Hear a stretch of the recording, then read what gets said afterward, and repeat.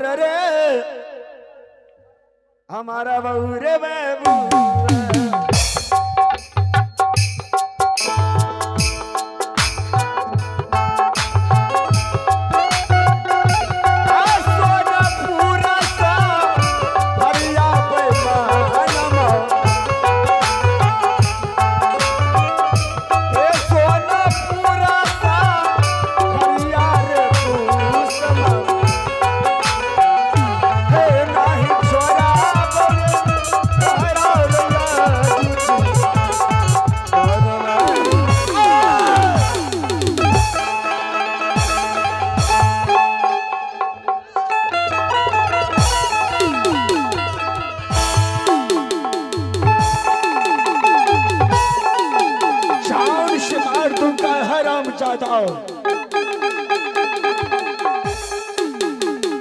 इसे ले जाओ और काट कर इसका कोढ़ा कलेजी लाओ।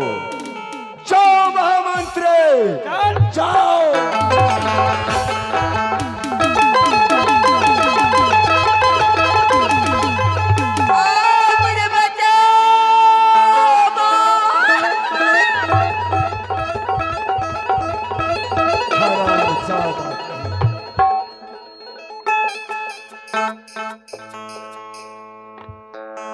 वो हरामजादा मेरे राज में रहने योग्य नहीं थे